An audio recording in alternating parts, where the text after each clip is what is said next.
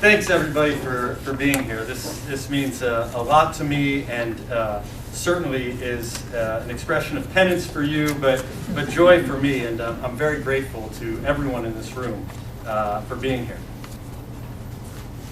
Remember that you are dust, and to dust you will return.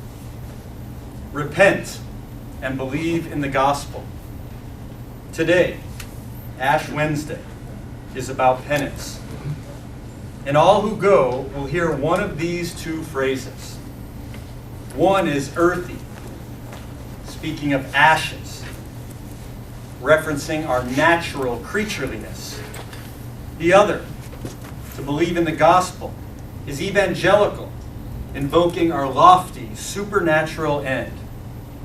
These two phrases illustrate why penance, in my view, is uniquely situated as a kind of bridge practice between the liturgical life of the church and the political challenges of the larger human community, between the natural order and the supernatural order, if you will.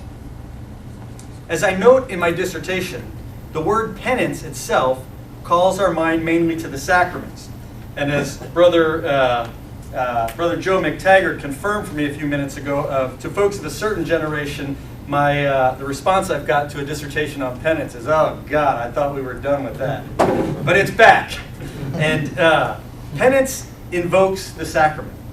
But it's interesting in the tradition that someone, for example, Thomas Aquinas, sees penance not only as a sacrament, but also as a virtue. It's the only virtue in the Summa Theologia that is not in the treatise on virtues. And so it's been ignored. But it's not only a sacrament, but it's a virtue. And it's a virtue of justice for Aquinas. And justice, of course, is the goal of political life. So it's this bridge area connecting seemingly discrete lands of church and state, gospel and politics, grace and nature that fascinates me and is my focus in this dissertation. Now, what do I mean by penance itself? In essence, in my definition, I propose three elements that are drawn from Christian tradition and applicable to politics today. Those three elements at the core of my ethic of penance are lament, responsibility, and reparation. Let me go through each of these briefly. Lament. This is the expression of sorrow over the wrongs and harms of sin and injustice. It can be expressed by victims, by perpetrators, even by the community. It's not a solution to the wrong. It's not even a strategy to solve the wrong. But it's a beginning. It's a practice by which the moral desire for a different world is awoken. Now, lament then gives way to the second practice, responsibility. After the sorrow and grief comes the realization that wrongs are not accidents, but rather they result from choices and structures. And taking responsibility for them is a key goal of punishment. Indeed, the tradition has construed penance as a kind of restorative punishment. And we can talk more about this, but I actually thought about naming this second element rather than responsibility, naming it punishment, to highlight the possibilities for punishment in the ethic. This leads then to the third element, reparation. The goal here is establishing or reestablishing justice, which I would define as the restoration of right relationship. Of course, often, and especially in response to serious crimes, it's only relative justice and not complete justice that's possible. But still, in every case of wrongdoing, some element of social repair can follow. So those are the three practices: lament, responsibility, and reparation. And as you see me develop the ethic, those will kind of radiate from the core as these practices which drive a potential ethic to respond to social problems today. So how do these three practices become that ethic that have relevance for the real world? Well, in the dissertation, I make the case by retrieving three very real-world examples. First, from the Irish monks of the so-called Dark Ages, the 5th through 9th century. Second, from medieval times, Thomas Aquinas. And third, from the contemporary era, Pope John Paul II. So these three resources from each element in each stage in the church, from the early, medieval, and contemporary, present a kind of illustration of the way that penance can be a potent concept for social repair. And now I'll go through each of these and show how they begin to make the real-world case for penance. The Irish monks, and not just them, but the many lay people who lived in these villages in Ireland surrounding the monasteries. The Irish brought us one-to-one confession historically. That's where it originated. But it often is described as kind of being a privatizing moment, and I disagree with that characterization. Rather than being private, these one-to-one encounters gave way to a kind of principle, which I will define now as individual moral agency, by which an individual sinner was given an individual penance that required them to participate personally in social repair. Consider a very common penance from these days. When you go through their documents, which were called the penitentials, the Irish loved fasting. Fasting much of the time and from almost anything in response to sin. So one of the very common examples that I encountered would have been a case like this. It would have been a penance that was known as the fructum penitentiae, the fruit of penance. So to a thief who had robbed the homes of a rival clan, the monk might give a penance of fasting, which would involve not eating meat or drinking wine for the period of, say, 1 year. Now, part of the rationale was that meat and wine were expensive. And so the money that was saved, the fruit, was then to be given to victims in restitution. There was no juridical third party to seize the assets of the offender, even if they were very wealthy. But the wrongdoer, individually, personally, was kept on the hook by the community and by victims for making social repair. And they were on the hook especially because for the Irish monks, absolution came only after the penance was completed. The second resource, Thomas Aquinas. Now Aquinas does not link absolution to completing a penance. But what interests me in Aquinas is a principle that he offers that I think is complementary with the monk's paradigm. And that principle is what I call the horizon of hope. This horizon of hope is the offering of a gift, of a new possibility that motivates and capacitates a sinner to be involved in social repair. Now for Aquinas, restitution is a key element in his concept of justice. And this is why many Dominicans actually relied on him. And one very concrete example is in the wake of the conquest, one Dominican, Bartolomé de las Casas, uses Aquinas to argue and to try and condemn the conquest. And what he did was he held up the need for restitution and really chastised conquistadors. And even as a bishop, Las Casas says that if a conquistador even wants to enter the confessional, they must sign an oath pledging that they will make full restitution according to the demands of the priest. Now the problem is that Las Casas failed. This strategy did not work. The conquistadors basically opted out or boycotted the process of restitution and reconciliation. But a second problem, and here we are at what I would call the biggest wow moment of my research when I discovered something that I never would imagine was true. Secondly, Las Casas is misreading Aquinas. For Aquinas, penance is not actually restitution, but what he calls satisfaction, which you might think of satisfaction as a kind of a wholeness, a deep wholeness that goes beyond restitution.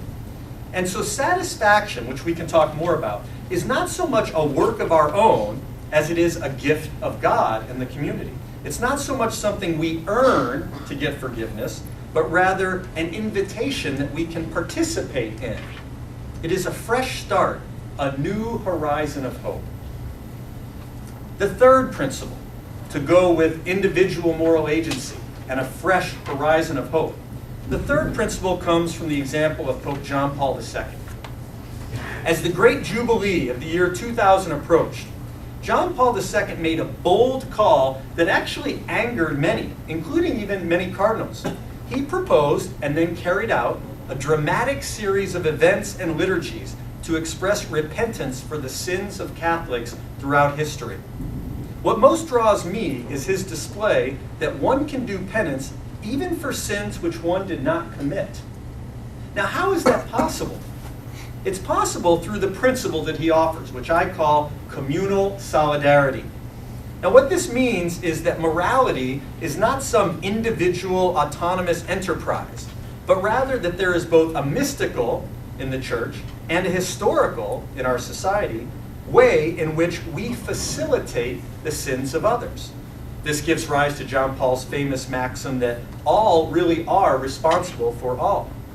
Moreover, when the burden of sin is socially shared without erasing individual culpability, it creates new avenues for a commitment to repair, which is why the capacity of institutions and persons for self-critical dialogue is so important.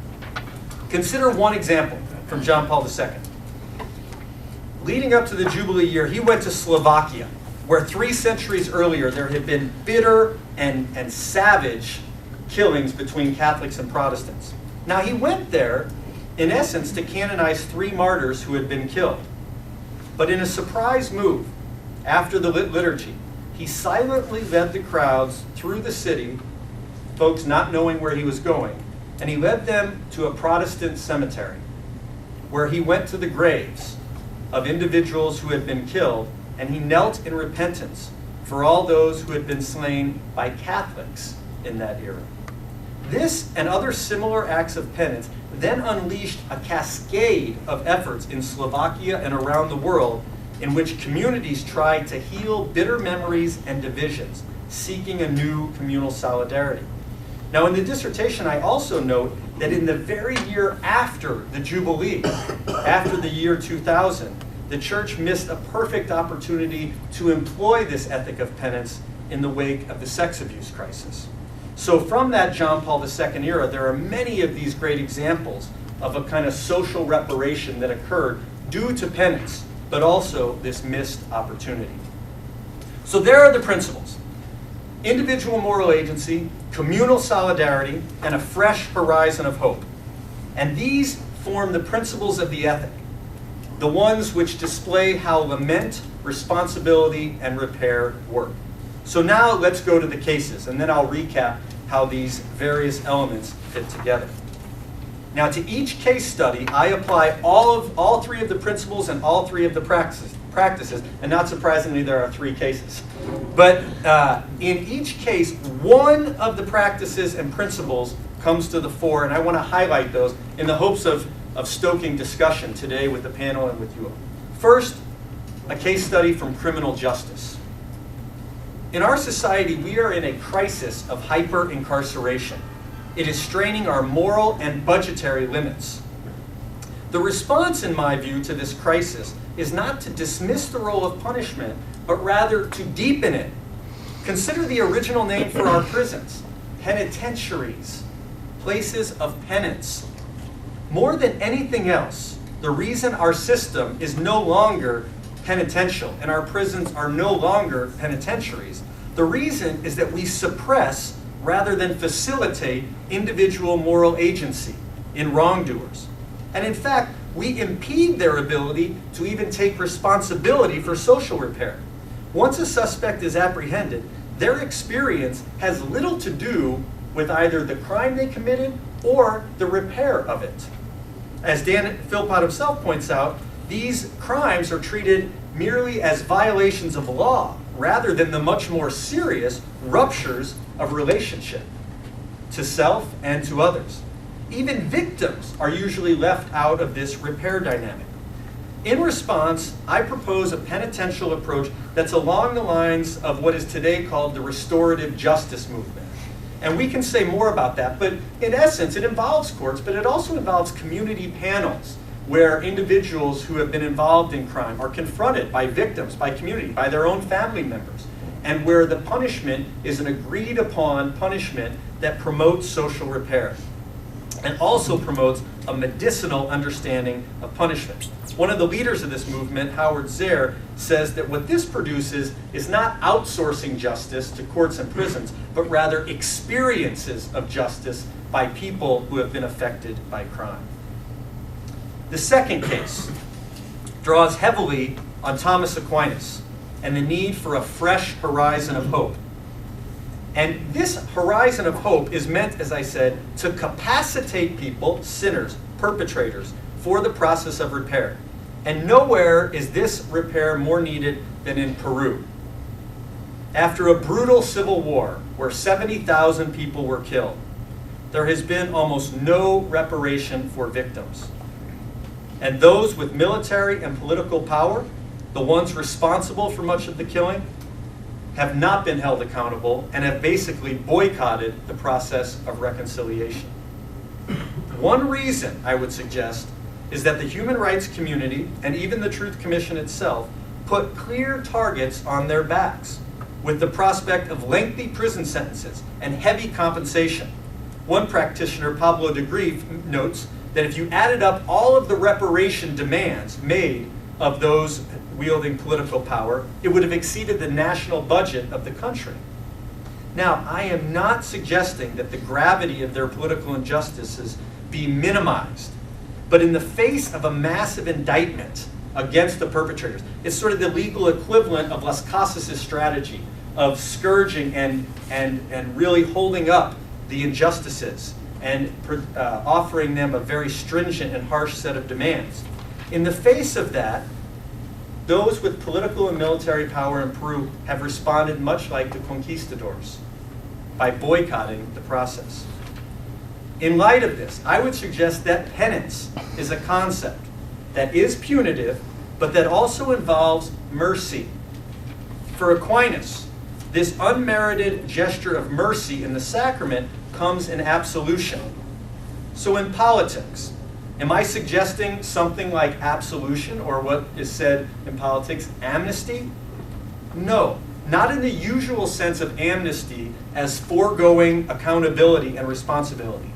But yes, in the sense of being open to creative and penitential acts of social repair, which may in fact be more effective and more realistic than present efforts.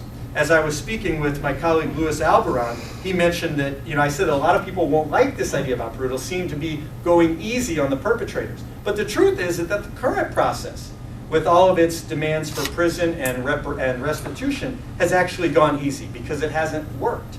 And so I am suggesting, and we can talk more about this, that this approach, which invokes mercy, might actually lead to more accountability and more social repair.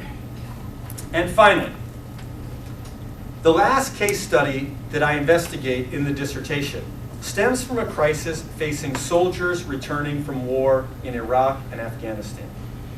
In its own report, the Veterans Administration concluded that at the height of this crisis, 22 veterans a day committed suicide, while much of the rest of society are not really affected by the wars, or we're really glad that the president has moved on. Some attempts to respond have occurred, with much education about post-traumatic stress disorder. But many are saying, including one person is from Sean Storer, who's done a lot of this research, that PTSD itself is not enough, and we can't simply outsource this problem to the clinicians. Rather, what many soldiers are saying is that there is also a moral aspect, moral pain, moral injury, a penitential aspect, a need to lament the activities of war. This practice of post-war lament is very traditional in secular and religious societies. But what is lacking today, and why we don't see this kind of lament, is precisely because we lack the principle I mentioned, communal solidarity and penance. What I mean is that it seems that the only tools we have today for returning soldiers are praise and glorification, standing ovations and yellow ribbons. Now, this is not all bad, but we are not giving soldiers the communal permission to lament. If the community were involved in post-war penitential gestures, remembering that we too share the burden of the moral cost of war, if we simply don't just heap that onto a separate subcategory of society called soldiers. But if we share and engage in penitential gestures, this can open up healing space for soldiers. The U.S. military itself today supports a project called Operation Proper Exit, where soldiers are returned in groups with support back to Iraq, and in particular to scenes and sites of pain or injury and even the death of others. To allow the soldier to work through these painful memories has been very healing. All that is needed to make this kind of effort of Operation Proper Exit a penitential strategy according to the ethic would be to include social repair for the people of Iraq. And we can talk more about specifics of this. But my argument is that this kind of lament and a taking of responsibility and a commitment to reparation could be deeply healing, not only for soldiers, but also for the people of Iraq. So there it is, my ethic. Now let me recap before we open it to questions, basically what this paradigm looks like. And I know many of you have the two-page sheet, which has a beautiful display, an image that was created by Brother Nick Perez on it, and it sort of shows how I envision the paradigm working. At the core of this ethic are these three practices: lament, responsibility, and reparation. And then emanating out from those practices are principles. And these principles are maintaining individual moral agency, having this kind of subsidiarity of moral agency that doesn't just outsource repair, but individual moral agency. Secondly, providing a fresh horizon of hope so that those who have been involved in wrongdoing and even in serious crime have a motivation, because they don't come after the crime already ready to be committed to social repair. So this horizon of hope says we need to capacitate them for engaging in social repair and taking responsibility. And then finally, the principle of communal solidarity that recognizes our interdependence and gives a space for communities to support this ethic of penance. So those three practices, lament, responsibility, repair, help drive these principles. And these three cases are not the only cases that I suggest are susceptible or are in need of the penitential ethic. But these three cases are clearly social crises, where clearly a current strategy is failing, and where I think it would be fruitful to look and consider the possibilities for a politics of penance. So I'm now open to questions from the panel. Thank you, Michael. Let me begin with an issue that you bring up, but don't address in detail, at least that you don't come down on the issue in the dissertation. Because it strikes me that it could be the case that for your argument to work, you need to come down on this issue. Okay? You probably know where I'm going. I hope. You discuss on pages 120, 121, the question of, in the sex abuse scandal, not only that, but when John Paul II was confessing and apologizing, you say, John Paul knew that some cardinals were concerned about whether the church should or even could admit sinfulness. And then you say, for this reason, John Paul spoke of the sins of the sons and daughters of the church, acknowledging that this too includes popes. And each time that the issue arises about whether the church sinned or not, it seems to me you set it aside. On 126, you say the most important test of the applicability of John Paul's historic gestures consists not so much in whether it resolved debates over the nature of the church, referring to that, but rather in how his actions did or did not promote reconciliation in ecclesial political domains. Now, I think the way that you try to move around this issue is when you get to 125, you talk about how one doesn't need to have committed the sin to do the penance. Right. And then you move right on to the penance part of it. I want to raise questions about the kinds of penance you're wanting to have migrate, right? That's your term. On page 11, you say, this dissertation requires the ability to migrate the logic of penance into arenas outside the church, okay? I'm going to suggest that that migration is going to have difficulty unless there's in some way a claim that the church itself sinned. First, there's internal problems, okay? When you take on the sexual abuse scandal, you note, citing Ashley, that there was just a recognition by the American bishops that individuals sinned, but there was not any sort of collective sin there. And you also note on 141, the bishops did not deviate from Rome on this. So here we have what you're saying is an inadequate approach to sins that happened in the church. They followed Rome, and Rome was, when Pope John Paul was doing the confessions, it's sons and daughters of the church, but not the church that sinned. And that could be an impediment to an adequate response. And you're wanting to migrate that externally, right? And here, when we look at political sins, we're not getting some sense of someone doing penance for a sin they did not commit. Even in the case where a political leader didn't commit those very sins, he represents an institution that did, right? So it makes no sense for the head of Japan to repent for the comfort women, right? If he does not somehow represent Japan, and Japan as having sinned, right? So there seems to be both internal problems in the case of the sexual abuse crisis and external problems of migrating whatever you want to migrate externally. Because, again, it's the Emperor of Japan or whomever is not apologizing generically for sins that he did not commit.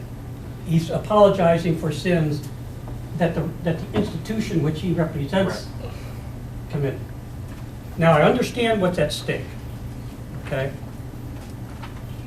The magisterium bases its legitimacy on claims of close identification with Jesus Christ. Being patron, succession, vicar of Christ, imaging Christ, and the like. If the church says the church sins, right, either say Christ sins, right, and we don't want to say that, or you say that the fit between the magisterium and Christ is not as tight as they claimed, right? And that would bring a crisis of legitimacy, right? But that's the nub right there, isn't it? That you're wanting to migrate an appropriate response to a crisis of legitimacy externally. And if you can't get the church to confess that the church sinned in the sense that, the second sense of the fit between the magisterium and Christ is not so close after all, right? You're not going to get the leaders of Japan to confess in their crisis of legitimacy about the comfort women. Okay, so yeah, I think that there's no doubt that, as the dissertation is clear, and as I alluded to briefly, there's no doubt that, this was a massive failure in the ethic of penance on the part of the church, and a missed opportunity that not only affects the church's ability, not only affects the real ability to seek justice in the many cases of the sexual abuse crisis, but also impedes the ability of the church to be a model for penance and ethic. Now, I want to start the answer by saying this. And this is, a strategy that you sort of allude to is clear why. And part of why I do not engage that question of can the church sin is because, in my view, it's one of those questions which leads to a kind of intractability. It just divides. And I felt that in some ways, this is what John Paul II, he proposed this year of pardon and admitting the sins of Christians back, in the early 90s. And he was caught up in, people saying, well, look, any sin, the phrase they often used is, if someone sins, then it's ontologically extra-ecclesial. If you sin, by definition, you are acting outside of the bond of communion that is the church. Now, okay, so let's pause on that for a second. Essentially, you might be asking me, as a theologian, do I buy that? That when someone sins, they are acting ontologically, if you will, that they're acting outside of the bond of communion that is what we call the church. Now, there is a sense in which I do buy that. That we want to, it's not so much to preserve the magisterium or to preserve that, that the Pope is not an ordinary guy, which he is, but it's to preserve, in some sense, the gift of the church from Christ and the mission of the church. So we can return to that point. But I do think, though, that engaging in that starts to get us into debates that weren't the point of what John Paul wanted to do. Now, John Paul, in a sense, he really did, and in the chapter I go into this, that he basically said, okay, extra, ontologically extra ecclesial, blah, blah, blah, look, we've screwed up. And he did want to make sure that there was an accounting for the church. And so what I would say is, in some ways, can you, without saying the church itself sinned, can you still get to where I want the ethic to go? So let me propose one analogy, because obviously the goal of my dissertation is on the way in which the church can offer something to politics. So take, on one hand, the sex abuse crisis, on another hand, the Iraq War. Okay, as two examples. In order for there to be penance in my third case study, would the President of the United States, the corollary might be this, would they have to admit that it was an unjust war? And, I think that actually would be the big kahuna. Are they going to say it's unjust? And I actually want to suggest that to open up this space, they wouldn't have to do that. Now, Bill Clinton in 1996 or 98, he issued what was called a famous apology to Rwanda for the failure to act in the genocide. But if you look and read that closely, which I did, he never actually apologizes. Now, he had his issues with apology, of course, but does the leader have to actually, because that's going to be a stumbling block. Because I do actually suggest that there could be penitential gestures.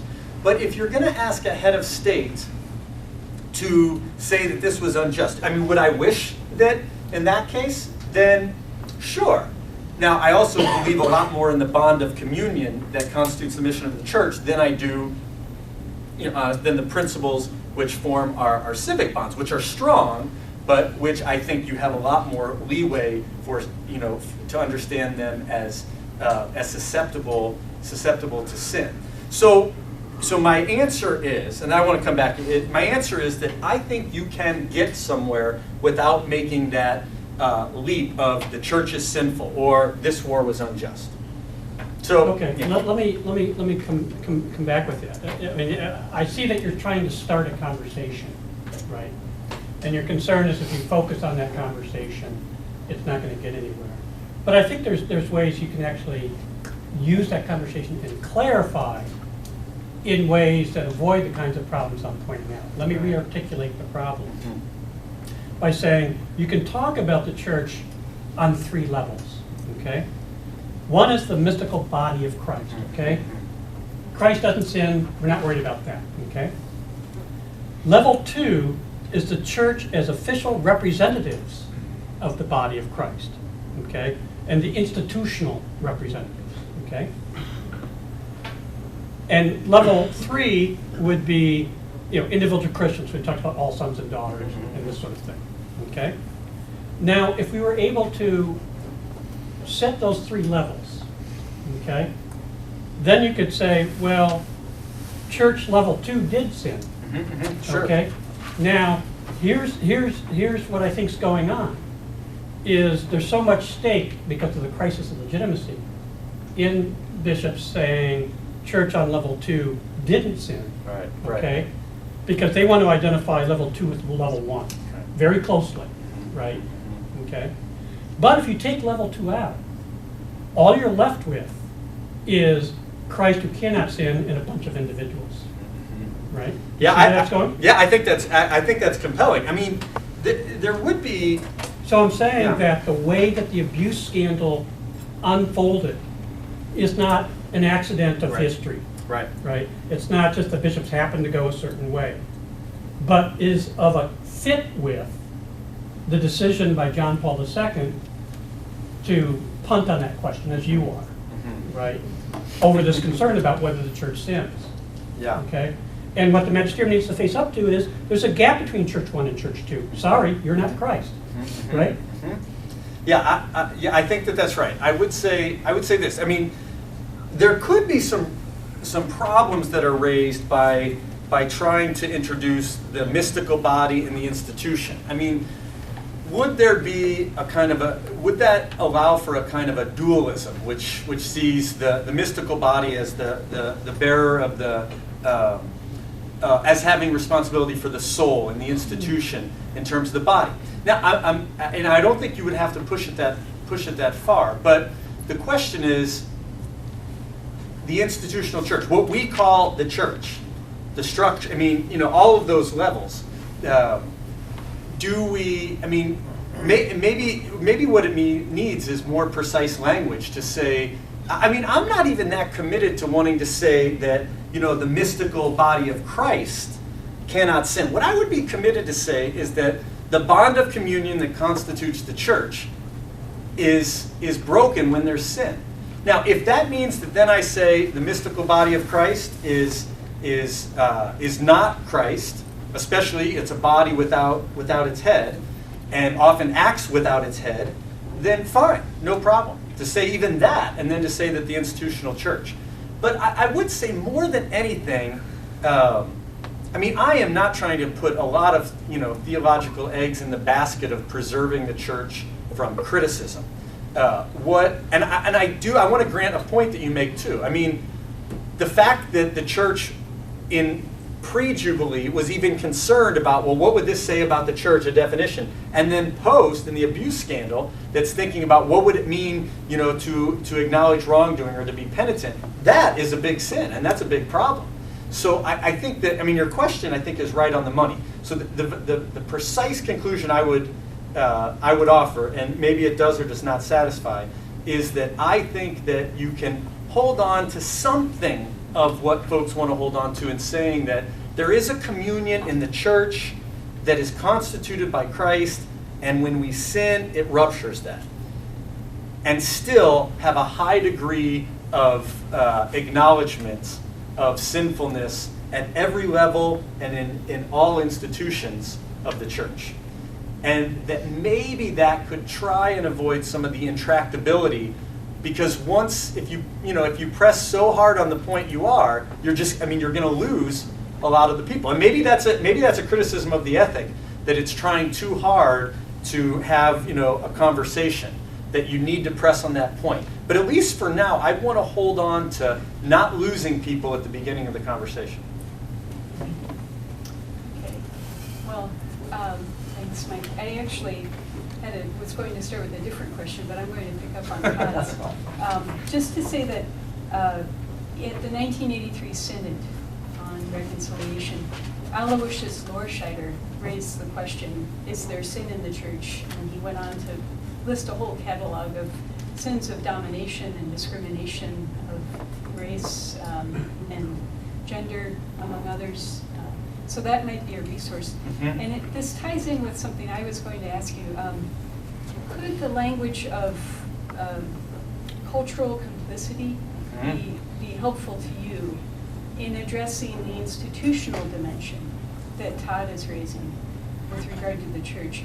That's one, so that's part A. Part B is a question that I was going to focus on, which is,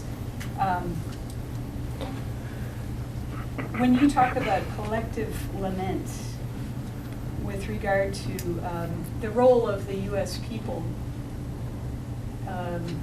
in the context of the wars in Iraq and Afghanistan, are the U.S. people complicit in the systemic moral disorder?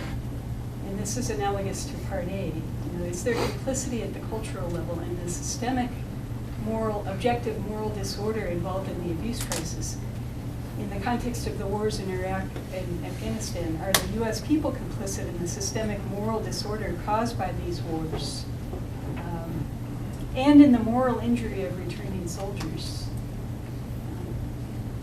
And does this complicity can you say more about the cultural dimension of this complicity, if you grant that? So, for instance, the glorification of violence and war within U.S. society. And you can take that as far as you want to go. How does this relate to your call to repair ourselves? You talk about our reliance on war. How would this really play out in terms of your penitential ethic if you were to address cultural complicity? Great. Yeah, thanks. I would say for sure that there's cultural complicity, and two sources that come out in the dissertation. One is, maybe I'll just focus on one, a German philosopher, Karl Jaspers, in the wake of the Holocaust and in wake of the Second World War, he talked about levels of guilt. And one category, there's a level of criminal guilt, but then there's also a level of political guilt, or a kind of communal guilt. And I found that very helpful to say that, applicable to both cases, the abuse crisis and the waging of war, that there is definitely an involvement on the part of the people. And I think, and you've pushed me on the question of culture before, and I think that that's right. And on both accounts, that the practice of war, for example, does not occur outside of a culture of complicity. So what does that look like to your question on the call to repair? Well, I think that what that would mean is a sort of self-critical examination. Things like recourse to violence in media, in our consumption of media, certainly our use of fossil fuels, our use of resources that contribute at least in some way, the scarcity of which contribute in some way to political conflict, our payment of taxes. All of these things are questions that I would like, and I would think this would be very, very much in the spirit of what you're suggesting, that these would be opportunities to engage in conversations. So am I suggesting that, that every single person simply should stop paying taxes because of the ways in which they pay for war or facilitate war? I'm not suggesting that, because that would diminish individual agency in a sense of just saying, well, you should do this or you should do that. Part of my ethic is that I want people at various levels to grapple with this. So what I would suggest, to be maybe concrete for a second, is, and actually I'm going to migrate an idea that came up in my case study on criminal justice to this case.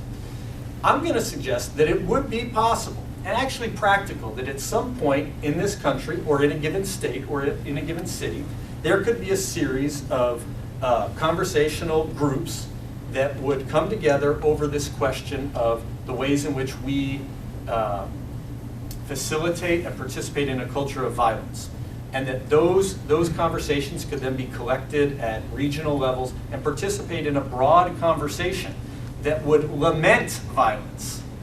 Before you start saying, Bush is a war criminal, that war is unjust. This is part of the ethic. The first move is to lament.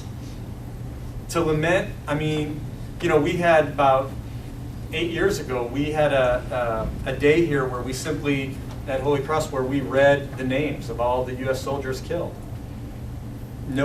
Just a simple, and even someone then put up a poster using like what Pope Benedict had said about the war, or Pope John Paul or Pope Benedict said about the war.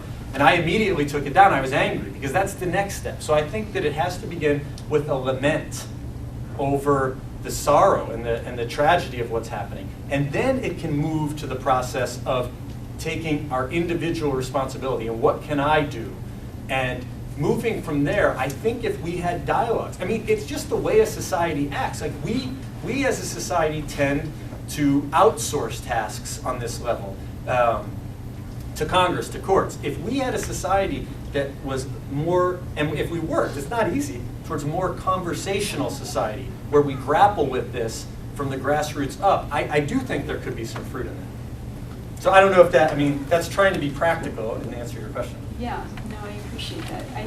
I do think that that would be a place to extend your argument further, is the cultural dimension.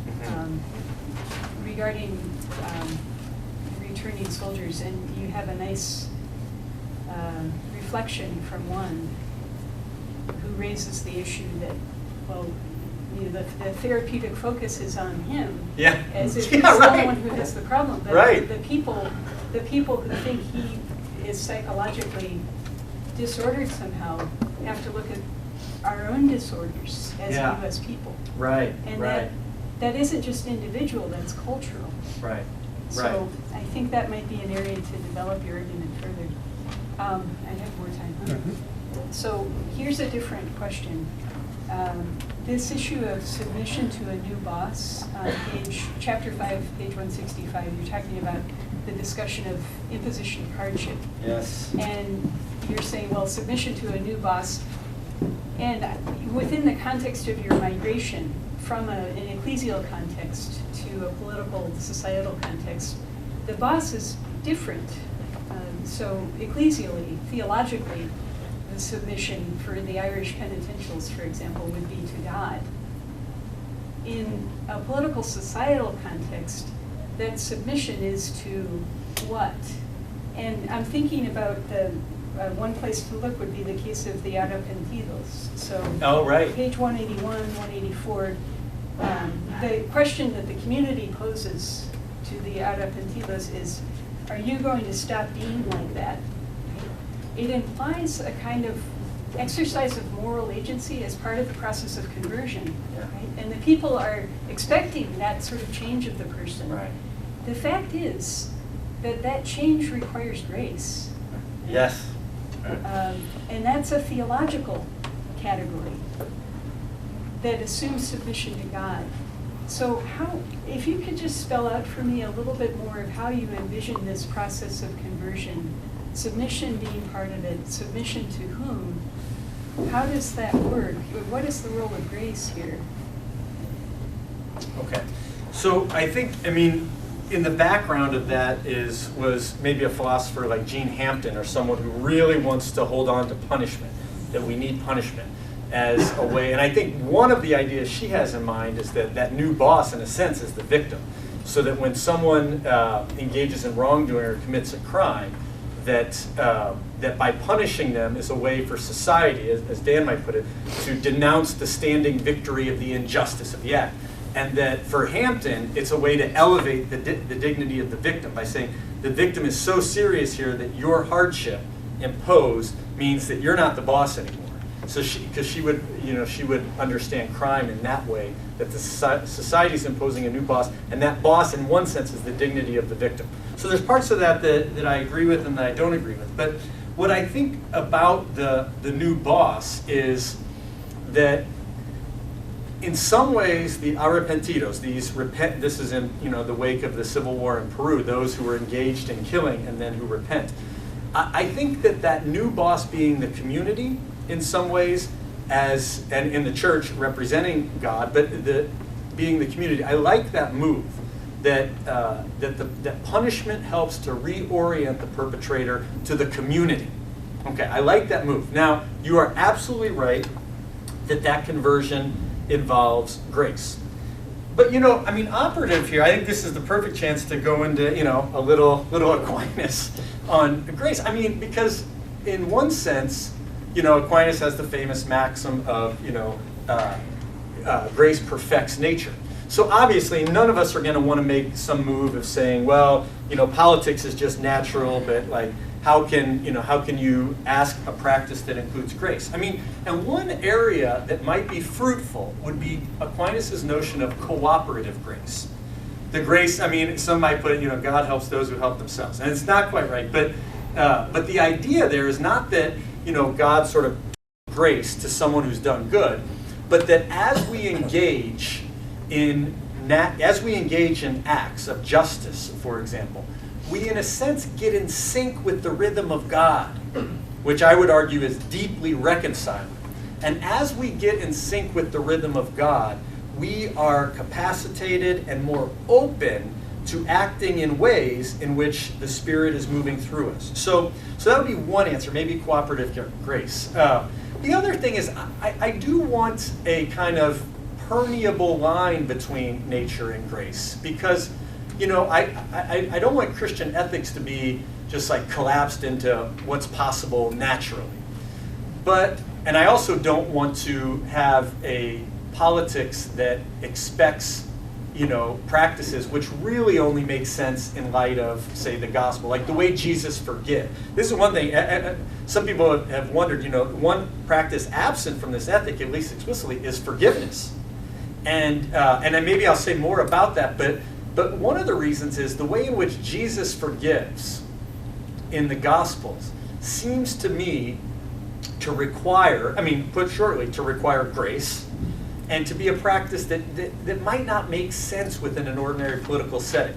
But other practices, namely penance, Aquinas does make the argument that penance is a natural human act, and even conversion is a natural human act. And by natural, of course, we don't mean obviously, all of nature is created by God, but that, Aquinas uses the example of the people of Nineveh, where Jonah goes and doesn't want to participate, and then when the announcement of God's judgment is there, penance is their idea.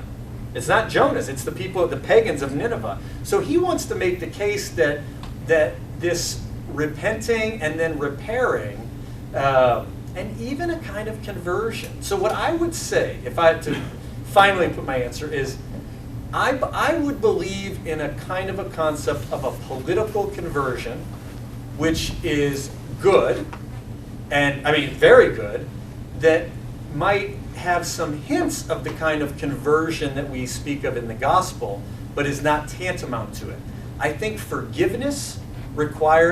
Jesus-style forgiveness requires a conversion that is naturally not possible. I think that penance, lament, responsibility, repair, I think that does not require the same context of grace as Jesus-style forgiveness. Okay, thank you. So you mentioned justice, Mike, and let me pursue some questions along that line. So one of the areas of applicability of your ethic is criminal justice, and you seem to be pretty harshly critical of the kind of current state of criminal justice, and call for something that is seems to be rehabilitative, reparative, and so forth. And yet, as you probably know, at least since about 1970 or so, both at the hands of criminal justice theorists and philosophers, rehabilitative notions have been under very withering criticism. And part of the reason they've come under such harsh criticism is that there's a sense that they don't work, recidivism and so forth. But there's a deeper criticism as well, which is that rehabilitative and style approaches to punishment really get wrong why we punish. Right. In fact, they may not even be punishment. But the central thing that is missing is the notions of desert and guilt, that we punish people because they deserve it. And it might also be good if they can be rehabilitated while in prison and treated well, and we protect society from them. There's other things that are good, but at the core is desert. And if you were to kind of lose that, you would be missing the central point of punishment. So what's your take on desert? Does desert get lost? If it does get lost, is that a problem? And if so, how do you get around it? Or if it doesn't get lost, if you do incorporate it, how do you incorporate it in what looks an awful like a rehabilitative theory? Okay, great. Now, to answer this, I am going to use a concept that I learned from I mean, not even explicitly, but implicitly from Margie. So thank you in advance for this, and I hope you agree with how I say it. But there's 2 points. And one, I kept coming back to this when I thought about a concept like desert. The concept of desert or deserving it cuts 2 ways. There's the criminal who deserves to be punished. But what about the punishing community? Does it deserve to be doing the punishing? So the Irish monks, I mean, talked about this, but the point would be this. When those who would support that kind of a view, in order to uphold a desert-based punishment, or even a kind of retribution in its best sense, you almost have to posit that there exists a community which is worthy of punishing, which has the kind of moral stature in which punishment makes sense. And one of the things that I would suggest, given the deep problems of our criminal justice system, in particular with regard to race and economics, is that I think that there's a legitimacy question.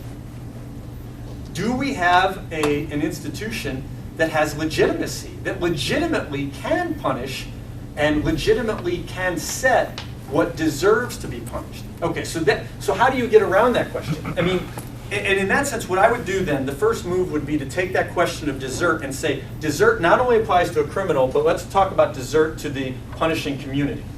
Now, in a second move, I would say, first of all, I would want to disassociate myself with the rehabilitative paradigm. I would, and actually, part of in that last case study, I mentioned that there's deep resources in the Catholic tradition to uphold even to kind of a retribution. But that retribution, where hard treatment is imposed, can never be severed from restoration. So I think even it was Pius the 12th who talked about the need for retribution and referred to punishment as a kind of being doled out by a skilled surgeon who, in some sense, does harsh things to the patient. But the goal is to remove the cancer, or the goal is to restore health. And so I would not accept a notion of desert, which is not restorative, because what the human being always deserves is that medicinal, that restorative. So I do want to hold on to the idea that there is a notion of desert, but that put it back on the community and never separate it from restoration. Well, let me push you on the first part, on the kind of legitimacy of the community and punishing. So that seems to raise a lot of questions. I mean, first of all, on the face of it, there's kind of a threshold problem. On the face of it, any wielder of political authority, whether it's all the things they did to do, police work, punishments, taxation, making decisions about the common good, is going to be wielded by sinners. Mm-hmm. We're all sinners, right? And how do we know how sinful must the authorities be before they kind of lose the authority to implement punishment? I mean, I think of an analogy to what Augustine taught in response to the Donatists, that a priest, baptism was still valid even if the priests were, say, morally compromised. But in the same way, we might argue, Apostle Paul argued that God ordained the political authorities. And I don't think the idea was that by having people ordained as political authorities or having the role of political authorities, that makes them no longer sinners, right? So it raises the question: are you thereby calling into question political authority altogether, or how do we No, that's great. I mean, it's interesting. It brings us back to a principle that Todd raised, and that is, so the Romans 13 and even Romans, like Paul saying that God ordained political authority. I mean, the classic Catholic move on that, though, even in the Catechism, is to say that political authority is legitimate insofar as it conforms to the natural moral law. So even there's a sense for saying legitimacy can't be given carte blanche to an institution. And the moral compromise. I mean, is there a threshold where this community can dole out punishment, but that? I mean, I would say actually, given a penitential ethic, I mean, one of the telltale signs of potential illegitimacy is when those doling out that punishment seem to lack a capacity to acknowledge their sinfulness. So I do think, the short answer to your question is, I do think we have to be able to operate in a fallen, sinful world. that I'm not saying that there is not room for punishment. What I am suggesting is this, is that when we see the criminal and the judge, that's the model that I have a problem with. Legitimacy, recipient. What I want is, as I said before, a kind of subsidiarity of responsibility by which communities, so there's more checks on legitimacy, and there's more people involved in the social repair. But I mean, even to stick with punishment, that the punishment actually more strongly expresses the community standards and more strongly expresses the, Howard Zare talks about, it's a big difference between someone who's getting involved in an armed robbery if they have a judge 6 months after the crime who is sentencing them, and if they're at the table with their mom who's involved in punishing them. So I would want to say the problem is not desert, it's not just that there could be a threshold, but I'd want more moral agency throughout the community. Okay, question. Okay. Let me push you into a larger question then that I think some of this raises, which is how you conceive of justice, just plain justice. The classical definition is the constant will to render another his due, or her due, if you will.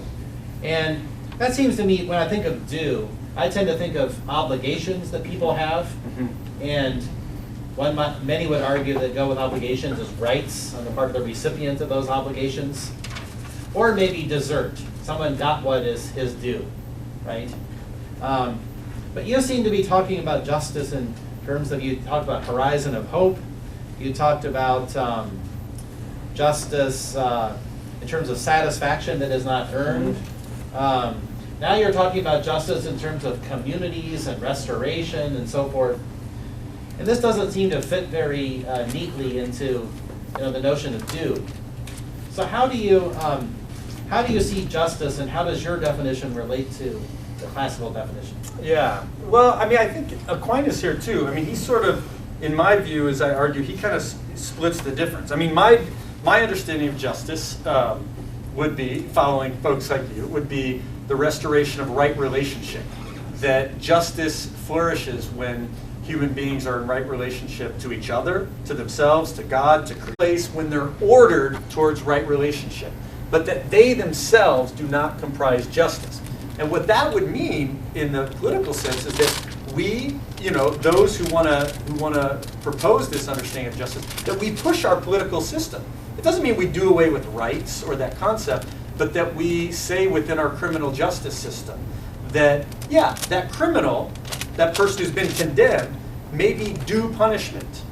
But that what is due to them must come in the context of a whole set of relationships. What about the relationship of that criminal with their victim? What about that relationship of that criminal with their family? What about the relationship of that criminal with their community? So I think that you can have, I do think you can jive the two, but that in the hierarchy, relationship is higher and due and rights are subordinate. Am I out of time? Yep.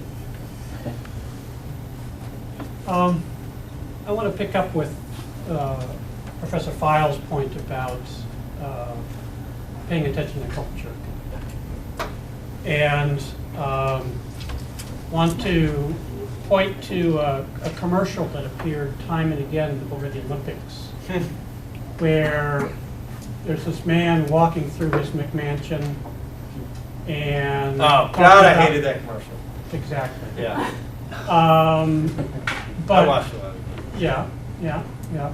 But that commercial wouldn't be on TV and show meant much if it weren't representative, and it didn't work. Well, do you want to explain it though? Do people know this commercial? No. Man walking through his house, and it's a big, huge house. It's a commercial for Cadillac, and he's talking about the American way, where you're always working, and he disses people who take more than 2 weeks off per year. He says, "Look, we landed on the moon. What did we get? We got bored." And then he began talking more, and then turns to this Cadillac in front of him, and basically, trying to evoke envy in the watcher and all this sort of thing. And we find in John Paul II, solicitudo, this is, I believe it's paragraph 28. A disconcerting conclusion about the most recent period should serve to enlighten us. side by side with the miseries of underdevelopment, themselves unacceptable, we find ourselves up against a form of superdevelopment, equally inadmissible. Because like the former, it is contrary to what is good and to true happiness.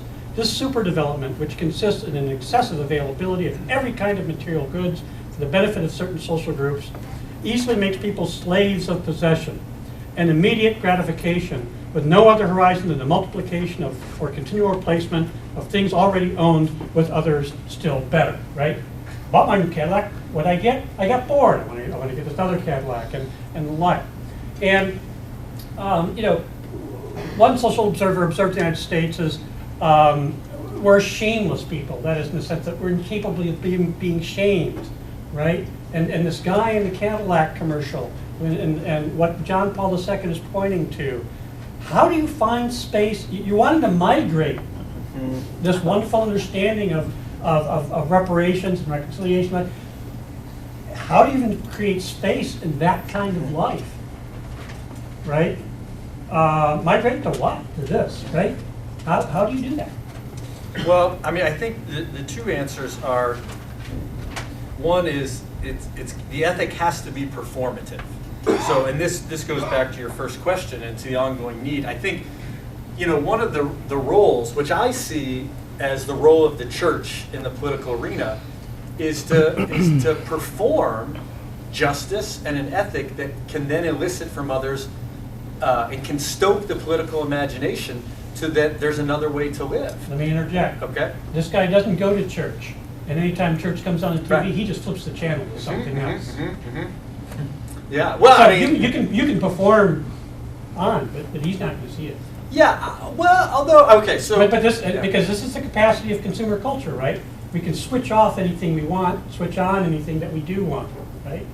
But in the kind of evangelization that's And he saying, switched you off. yeah, but in the but he probably, you know what? I bet you knows something about Pope Francis.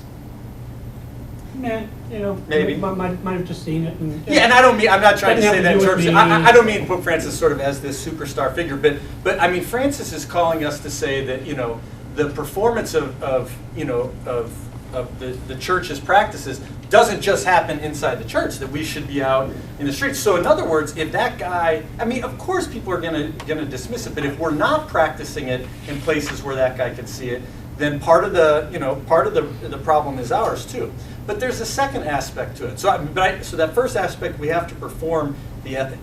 But a second aspect would be that I think one of the benefits, and this underlies the ethic of political engagement, and a lot of this does come from John Paul II and the Christi Fidelis Laici, is the call for baptized persons in the church to get out there and to be ambassadors, like the reading today at Ash Wednesday said, be ambassadors of reconciliation, not just as lectors or as RCI teachers, but as politicians, as psychologists, as lawyers, as neighbors, so that our goal, in some sense, is, and this is, I don't mean by this some churchy thing. I mean, like, you're not like doing your job, but you really want to make it churchy. I mean, you're doing your job, and you're doing it as a way to witness to. I mean, what John Paul II says is, you know, to order the cosmos toward the plan of God, and that means justice. And so, the hope would be that there might be some talented persons in entertainment and media who might catch this guy's eye, not in some preachy way, but in a way that that simply evokes a kind of, or stokes a kind of imagination. Can I ask you Yeah. another question? Because I know But I don't know that I'm that'll short. happen. But yeah. Is there place in your ethic of reparation and reconciliation for the temple scene of turning over some tables? Yeah. Non-lethal. No, Can you repeat the question, please? can you repeat? Is there a place within the ethic of reconciliation or reparation for the temple scene of turning over some tables? Yeah, sure. I think that, and what would that look like? And, you know, would that catch this guy's eye? I think that my answer is that I actually, and this is sort of a development as as my mom could tell you when I was, coming out of college, I was ready to turn over a lot of tables with self-righteous, this and that. I've gotten more cautious about that because I'm not sure as a strategy that it is always the most helpful. I do think that there could be times and places when there's a kind of a moral authority. So let me give you one concrete example. The person to turn the tables over in terms of United States military and war policy is not me.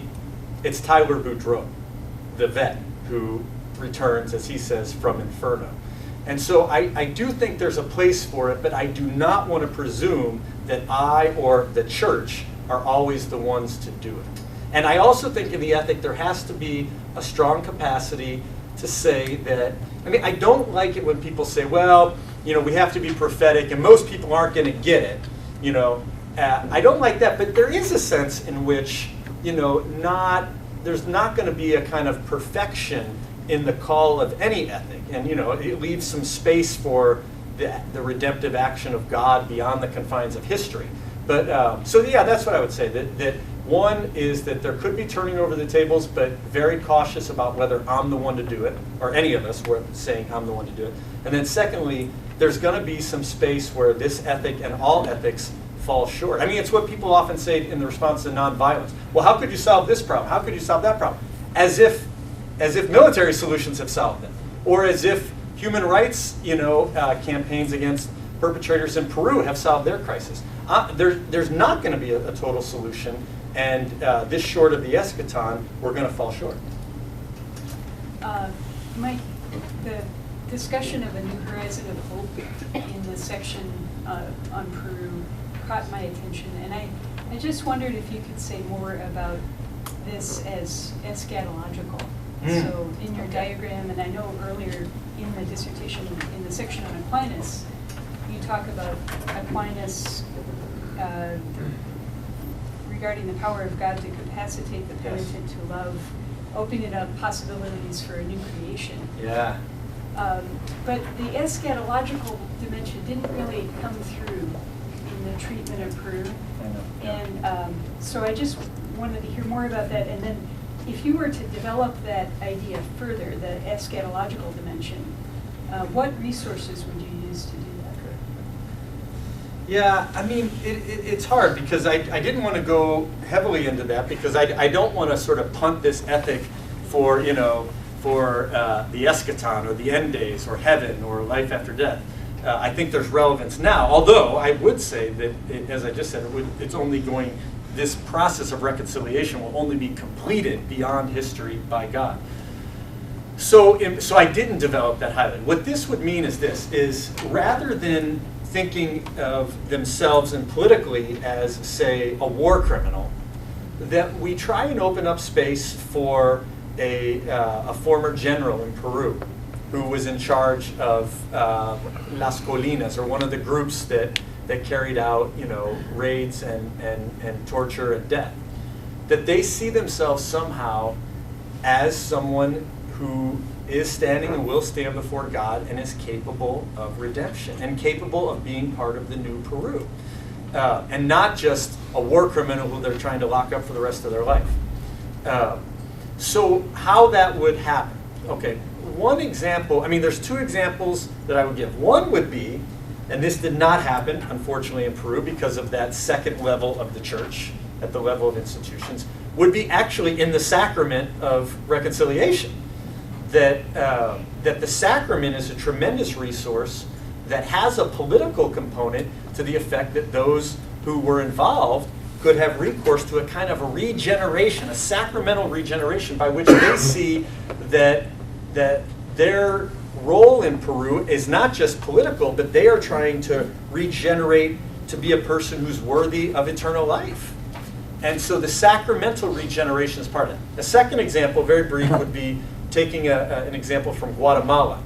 That Guatemala, their approach, in which the church was much more involved and proactive and I would say laudable, Guatemala deployed about 1,000 what they called animadores. And I know you guys know the example, where these animators went out to base communities and tried to engage people, victims But I would suggest if you had animadores deployed to the ranks of the military, the ranks of political elite levels that were involved in this, to try and animate them to see that it's not just about rehashing the past. That's where I think there's a kind of intransigence in Peru. It's whatever is decided in these court cases and the reparations, it's all about the past and that's what's at stake.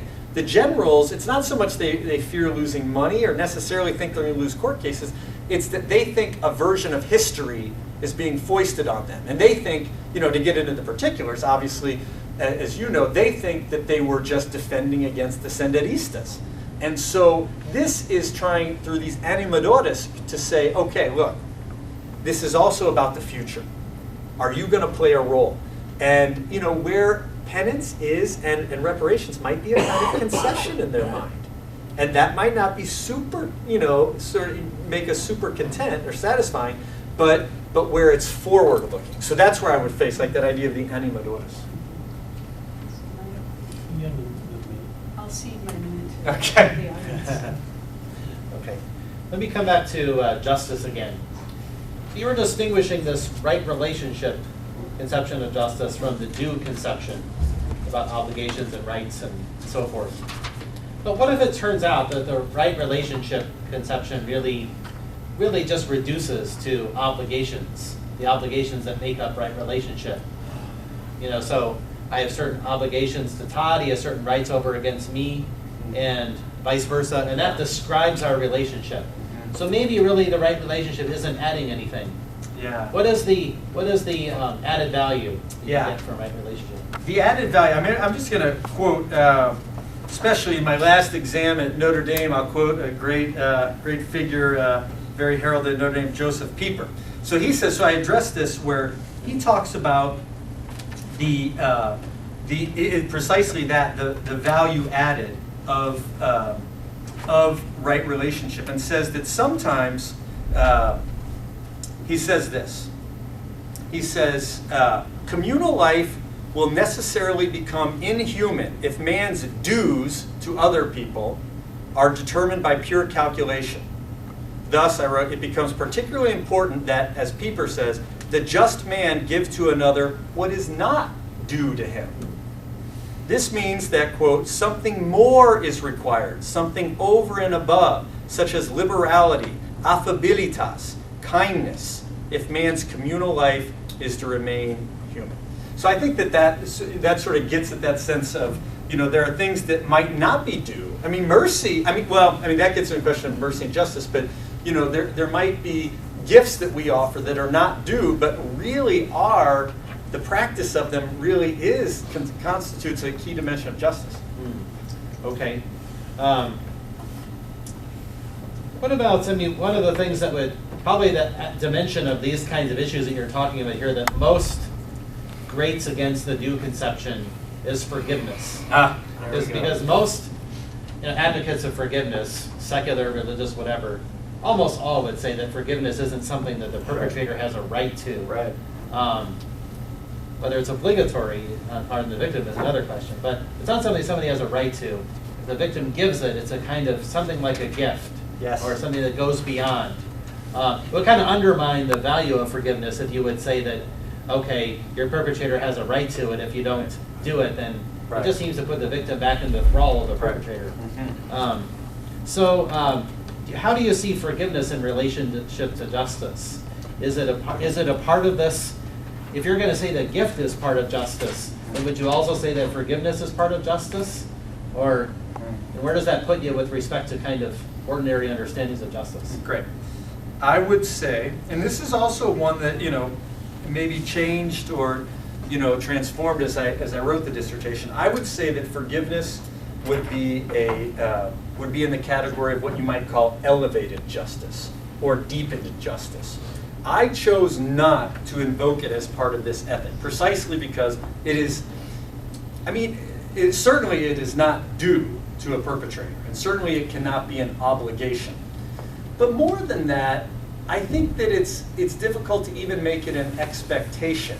I often return to this example of South Africa when Archbishop Tutu and they had the Truth and Reconciliation process. And it was a great process, and many lauded it. But some actually said that Tutu, there presiding over the Truth Commission in his robes and his regalia, clearly in his bishop's role, some felt a kind of pressure to forgive, that it was kind of an expectation. And, you know, the voice of Gene Porter in my head is saying, be careful about laying expectations when we cannot be certain that the kind of capacity is there for them, namely grace. So I believe that reconciliation is just and is a deepening of justice, but I think that it is in a different category than penance. I think that penance, I'll put it this way, I think that penance is more natural. Yeah. 3 seconds. Okay. So your dissertation is very much about, seems to be taking the side of the victim, in the sense of like trying to give victims reparations and penance towards him and so forth and so on. But is there an obligation of the victim to forgive? And if so, does it come after all these things? Or can forgiveness rightfully come even without receiving reparations and so forth? Yeah.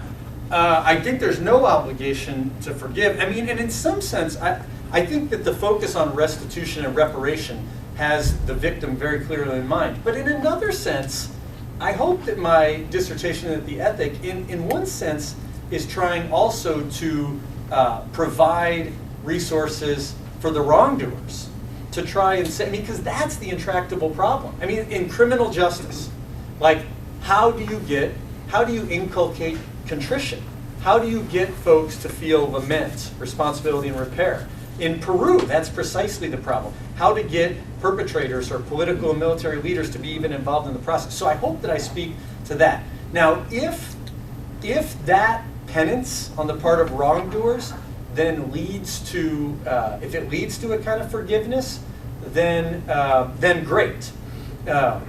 But that's really actually not my aim. I mean, I would say what I hope it leads to is reconciliation.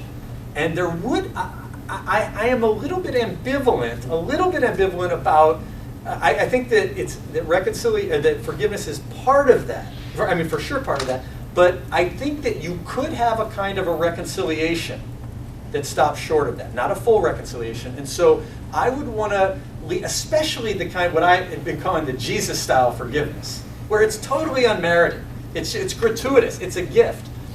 I'm not going to ask that of politics, but penance, I think, is something that we can ask.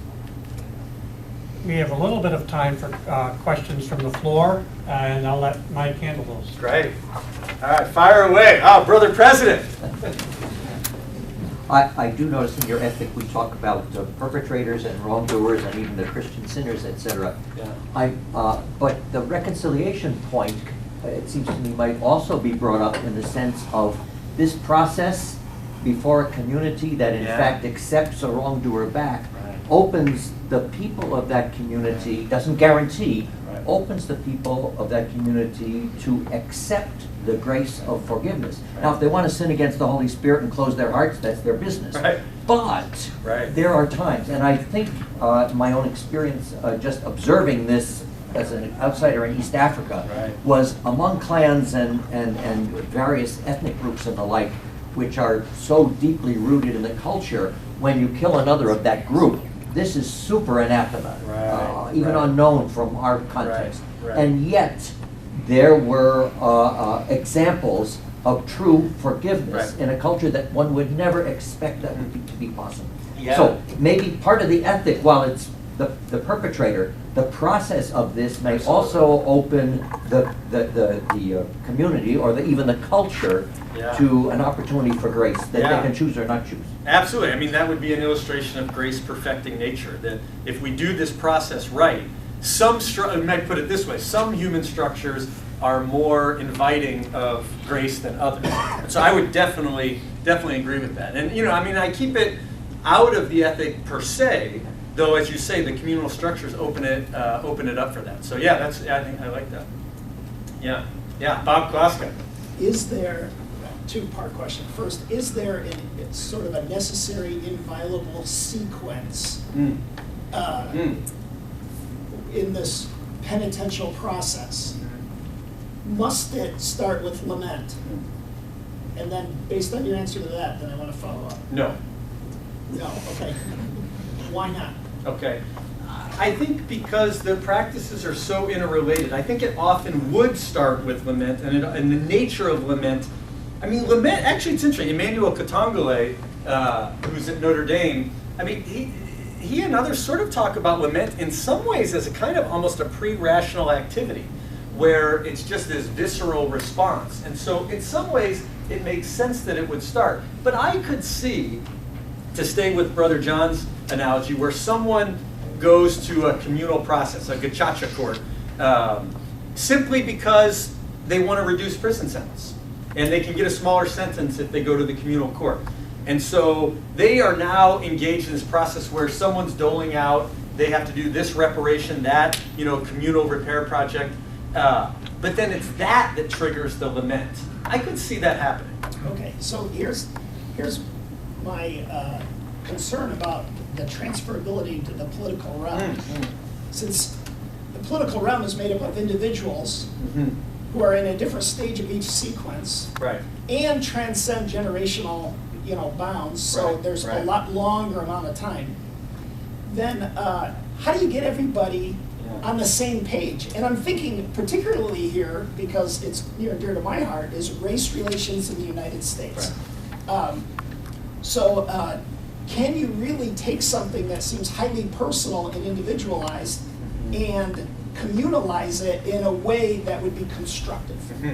Okay, so that is one area where I would say is a perfect follow-up to why, in addition to moral theologians, we need practitioners. And Margie's talked about people who practice this circles process that sort of can try and, I mean, there are people who have this technical and intuitive expertise to try and guide groups who might be in different stages of the process. So I do think if we were to have a national and regional and local dialogue on race, which I think we need as a precursor to any discussion in particular of criminal justice, I think we'd have to rely on the skills of people in the community, these animators, to guide that process. But I do think in general, it starts with lament. And I think that that's the process we maybe have missed in our, there is, the US Congress has a over-incarceration task force. I mean, they take up legislation. But the lament of a community, one searing example that stays in my mind that changed the course of the civil rights movement was when Mamie Till, whose 15-year-old son Emmett had been killed, been brutally butchered and had a cotton gin tied to his neck and thrown in the Tallahatchie River. When she decided to have an open casket funeral for him, changed the course of the movement because it was her lament. It was not her argument. She's never on the pages of policy or political history books. But I do think that there will be people at different stages, but that lament has a certain role to initiate this process. But yeah, thanks. You're going back on your first answer now. You're saying lament is really the first. Well, in any ethic, that's why it's an ethic. I don't want to totally compartmentalize. Right. But yeah, thanks. Okay. Okay, Dr. Holland. And now I feel like I'm in class. Okay, but I'm calling on you. Well, first of all, congratulations on what I think is a really elegant model. Thanks. Conceptually, it's just really beautiful. I mean, only short of the model of threes in baseball. But at any rate, though, once we get past the concept, though, I'm wondering if there aren't, or at least to me, there are some problematic assumptions that are made with regard to the migration aspect. One, it has to do with the assumptions made about individuals as well as assumptions made about communities. And Bob gave one example. There are several examples that were brought up by your panel. But one example that was not brought up really is on the return from war. Seems that one of the most problematic assumptions for me is that you assume that PTSD is rooted in guilt. And what in fact the research shows us that PTSD is rooted in a multiplicity of very difficult feelings that result in sorrow. And that is not necessarily in the sense of guilt of the returning soldier. So I would, I do take issue with that assumption. And then, of course, the assumptions regarding culture.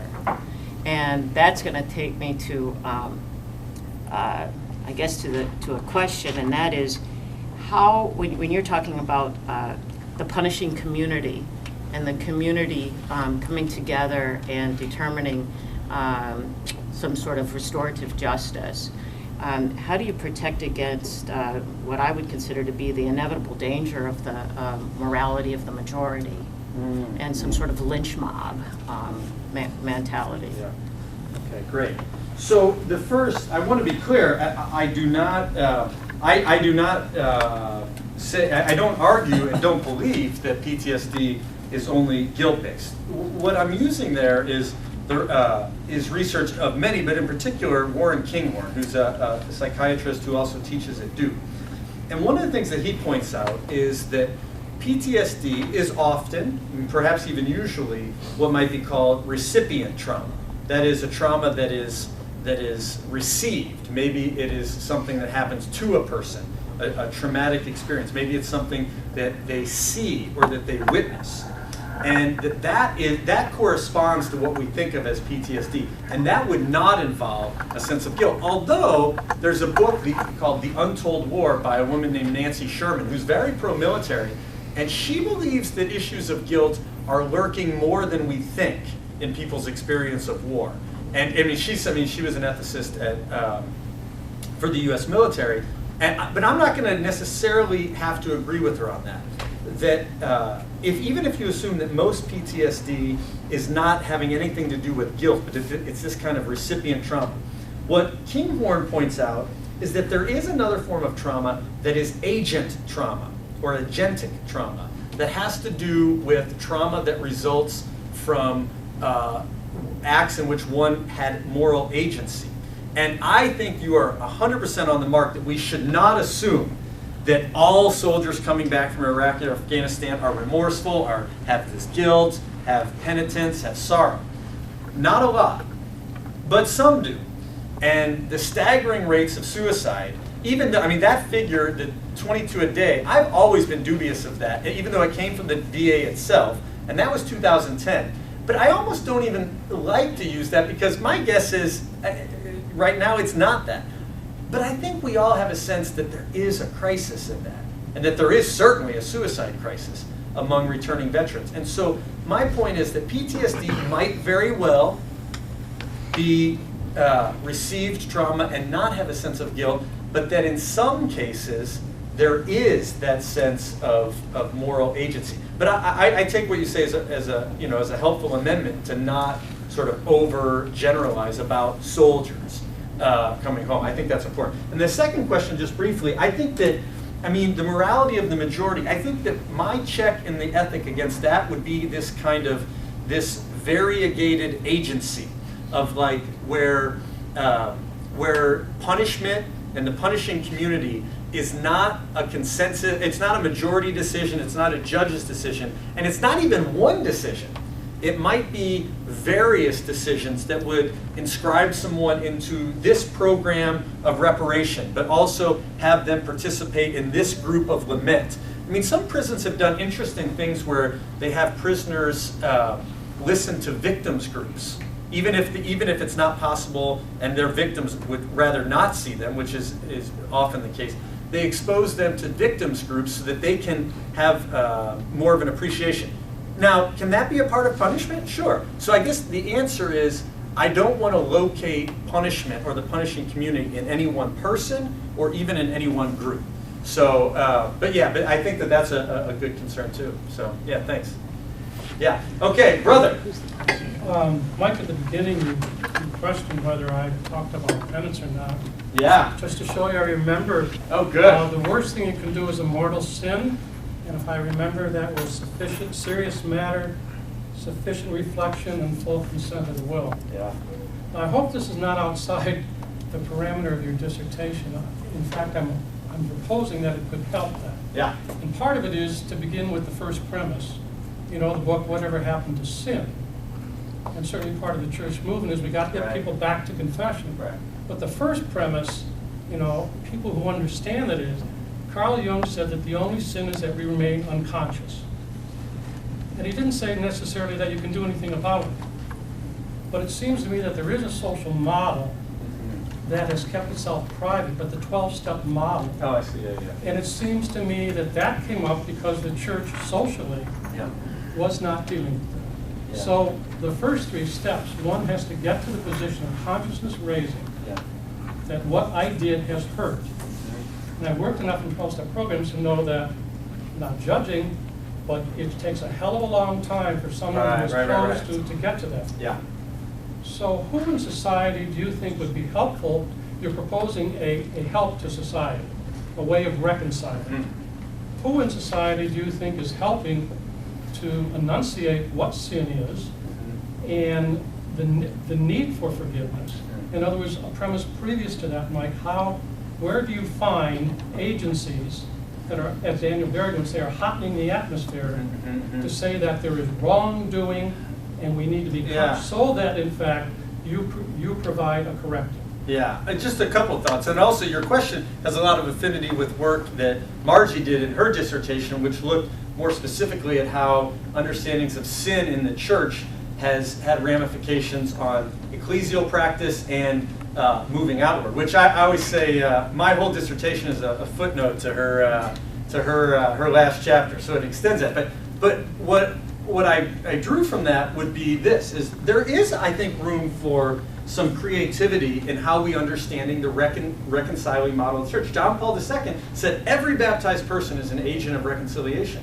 Does that mean we have various roles of animators within the church that can help to sensitize, conscientize, and hotten the atmosphere? I think that would be very good.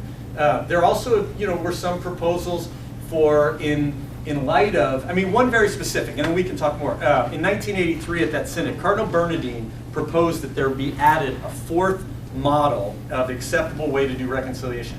And what that would say is there would be a parish service, and then individually folks would come to the priest and confess their sins. And the priest would not give absolution, but would sort of assign them to a kind of the order of penitence, to a parish support group under the lead of a spiritual director. They would spend that long work, 12-step-ish, right, of looking at kind of patterns in their life, and then at the end, this would all take place during Lent, so they would have the service around Ash Wednesday, and then around before Holy Week, or right at the beginning of Holy Week, they would come back, and they would receive absolution. Now, one of the things that I think actually sunk the proposal was that if you look at it, it's interesting, I think that there was an assumption that, because Bernardine then said that the form of absolution might be either communal, because at that time there was a lot of talk about general absolution, or individual. And the general scared a lot of people, and so that idea didn't work. But I wonder if there's not, and in some ways I agree with the reason why it didn't work, because I do believe, like with Aquinas, that you don't want to make forgiveness or reconciliation something that's earned. It's a gift. But I do think that there are some elements of that model that could be incorporated into church practice. So You have time for one more question. yeah. Now I will take a student. Now we've got all the you're representing all the students, Kyle. Okay, so you touched on this a little bit last question. I wanted to bring the liturgical sacrament of penance into this. Yeah. So when you go into the confession booth, you get your absolution, and then you have your act of contrition, and then you do your penance. And I'm wondering, in the same way, I know you didn't talk much about forgiveness, but is it possible that in your political penance that forgiveness could lead to the contrition and penance in the same way that it does in the church sacrament? Absolutely. Now, I think the person who most embodies that would be Archbishop Tutu, right? Because he thought that the power of being forgiven by victims of apartheid would stoke reparation and reconciliation. And so I think that there's something to that. I'm a little bit more nervous, as I said, about that. So for me, the political corollary to absolution is not precisely a kind of personal forgiveness by the victim, but rather a kind of responsible amnesty. not an off-the-hook amnesty, not a, you're scot-free amnesty.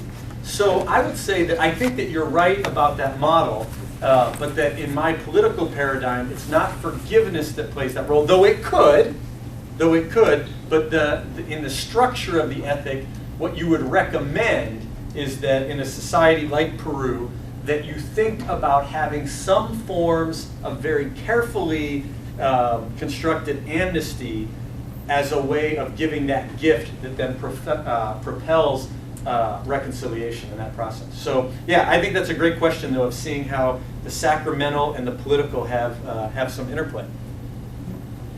Thank you. We will now break for just a couple minutes and be right back in. We would ask that everybody stay if at all possible, then we'll have a reception that follows afterwards.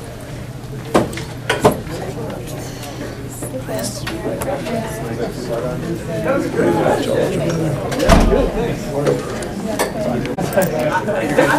good.